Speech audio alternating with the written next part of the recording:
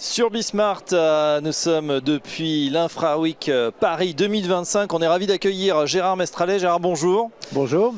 Chef d'entreprise français, président, directeur général emblématique d'Engie, que vous avez contribué à fonder, bien évidemment. Et aujourd'hui, président, envoyé spécial du président de la République pour le corridor économique Inde, Moyen-Orient, Europe, l'IMEC, l'India Middle East European Corridor.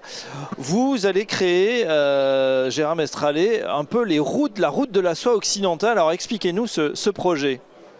Alors ce projet, c'est effectivement un projet d'infrastructure qui vise à connecter trois continents, l'Inde, oui, le Moyen-Orient et l'Europe.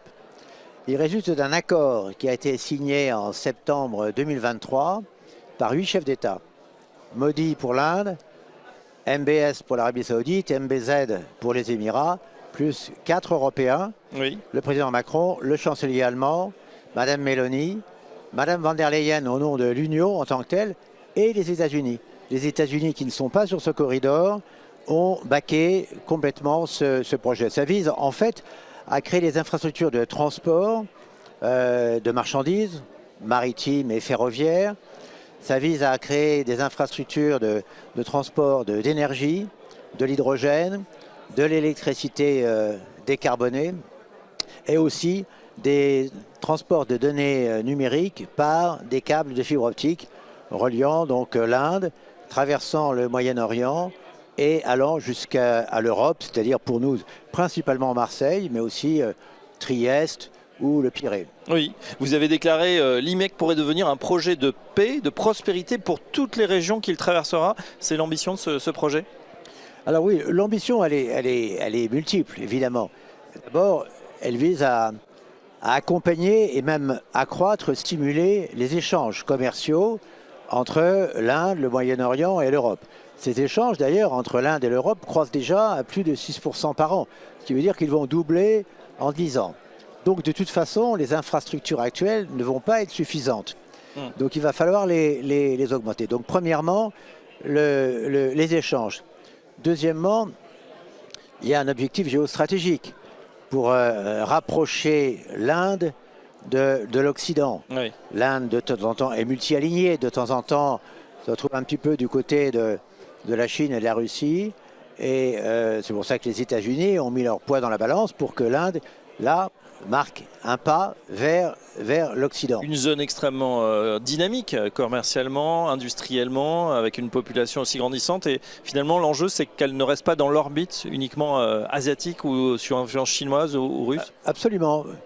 L'Inde est aujourd'hui était non alignée à l'époque de Gandhi et de Nehru. Aujourd'hui, elle se présente comme multi-alignée, c'est-à-dire qu'elle s'interdit aucune bonne relation ni avec l'Est ni avec l'Ouest. Mais là, c'est une relation avec l'Occident très forte, puisqu'on parle de 500 milliards de dollars d'investissement sur ce corridor dans les 3 domaines que j'ai mentionnés. Combien de temps, sur quelle durée ça pourrait se faire? Alors, il n'y a pas de durée fixée. D'ailleurs, c'est assez normal, puisqu'il y a déjà des investissements qui se font dans les ports indiens, dans les ports du Moyen-Orient, sur le Golfe, dans les ports européens. Il y a des câbles de fibre optique qui se construisent, j'allais dire, tous les jours jusqu'à Marseille. Et Marseille est le 6e hub mondial sur le plan digital.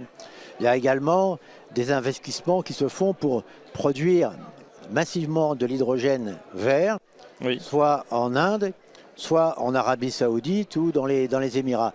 Donc de toute façon, ce corridor, il va se développer. On peut dire à certains égards que les liaisons entre l'Inde et l'Europe existent depuis 3000 ans. Bien sûr. Donc il s'agit simplement de les augmenter. Il y a également... Augmenter et mettre à jour, notamment avec la fibre optique qui n'existait pas sur les anciennes routes de la soie. Bien sûr, et même sur l'hydrogène vert n'existait pas. Et... Juste une question, quand on parle de ces investissements gigantesques, se pose la question, et c'est naturel à l'heure où l'État manque cruellement de ressources, qui va financer cette nouvelle route de la soie? Alors, d'abord, une partie des infrastructures qui se trouvent dans certains pays comme l'Inde, comme les Émirats, comme l'Arabie Saoudite seront financées par ces pays-là, qui d'ailleurs souhaitent avoir recours au maximum au secteur privé. Donc il y aura des partenariats publics-privés. Oui. Prenons par exemple les ports. dans les ports, une entreprise comme CMA-CGM investit déjà et dans les ports indiens, et dans les ports de la Méditerranée, et dans les ports du Moyen-Orient. Et elle n'est pas la seule. Nous, évidemment, c'est un peu notre champion national, mais nous poussons également pour que ce projet bénéficie aux entreprises françaises, dans le domaine maritime, dans le domaine ferroviaire, puisque le deuxième tronçon qui va traverser de part en part la péninsule arabique sera un tronçon terrestre, et donc il y aura une ligne de chemin de fer qui va le traverser depuis Dubaï, pour simplifier, ou Abu Dhabi, jusqu'à Haïfa, parce que l'accord initial mentionne explicitement la Jordanie et Israël. Donc ça semble désigner le port de Haïfa. Bien entendu, aujourd'hui, la guerre a rendu cette hypothèse-là temporairement plus difficile, oui. Mais nous avons transformé un peu le concept d'un corridor point à point en un corridor qui serait lui-même un bouquet de corridors, ou un network de corridors qui, avec plusieurs ports de départ en Inde, plusieurs ports d'arrivée en Europe, dont Marseille, mais aussi plusieurs ports d'accès à la Méditerranée. Il peut y avoir Haïfa en Israël, mais aussi Alexandrie, par exemple, en Égypte, ou pourquoi pas Beyrouth ou Tripoli au Liban. Oui, dernière question, Gérard Mestrallet. On entend bien que ça va prendre des années, voire des dizaines d'années peut-être.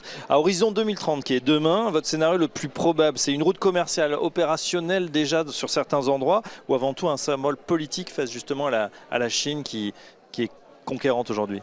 Non, il y aura bien entendu des investissements. Il y a des investissements très lourds qui sont déjà en train de se préparer, voire de se réaliser dans les ports indiens, dans les ports du Moyen-Orient, à Marseille.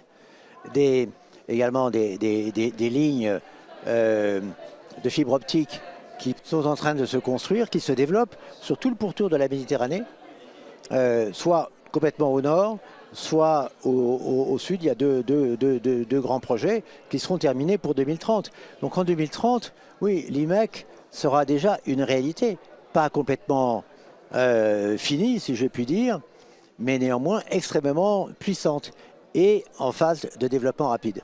Très bien, voilà, il va falloir apprendre à compter avec l'IMEC, encore peut-être un peu méconnu du grand public, mais que vous contribuez effectivement à faire connaître. Merci Gérard Mestrallet, envoyé spécial du président de la République pour ce corridor IMEC, et à très bientôt sur Bismarck.